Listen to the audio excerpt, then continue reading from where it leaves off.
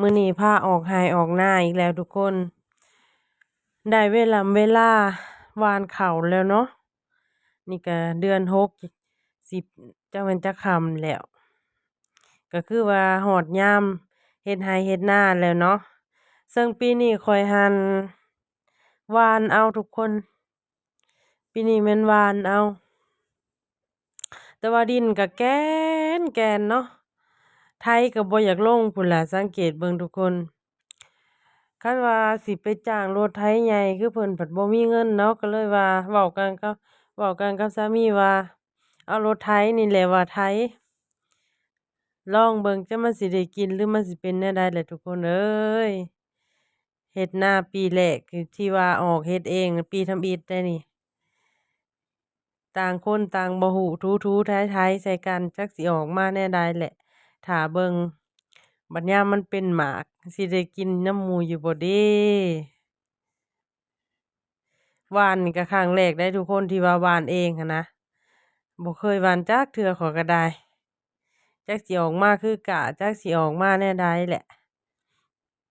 แดดก็ร้อนมื้อนี้แดดร้อนแท้แท้ บัดตกสิค่ำๆมาประมาณ2-3โมงผัดสมาฝนอยากตกเด้อทุกคน ฟ้าดังตาย้านก็ตาย้านแต้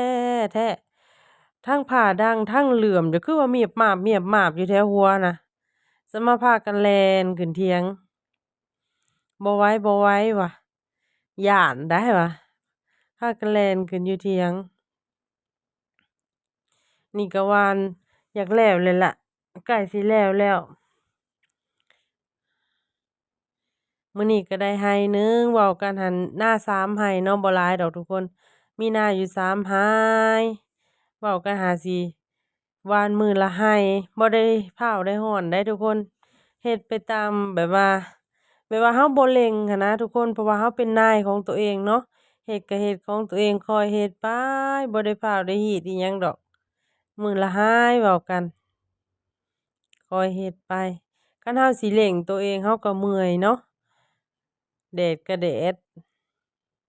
แต่ก่อนหั้นพยายามเรียนให้สูงทุกคน ดิ้นรนเรียนเพื่อว่าบ่อยากมาเฮ็ดไร่เฮ็ดนา แต่สุดท้ายก็ได้มาเฮ็ดนาคือเก่า นี่แหละเนาะเพิ่นว่าเนาะ สิลืมสิถิ้มหยังก็ลืมได้แต่อย่าลืมรากเหง้าของตัวเองเนาะ สุดท้ายก็ได้กลับมาเฮ็ดไร่เฮ็ดนาคือเก่า ไปอยู่ไสก็บ่ม่วนคือบ้านเราเนาะ อยู่บ้านเราคือมีความสุขคือม่วน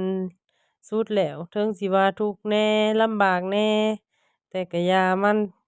ขอให้ทุกคนสบายใจเป็นพอเนาะ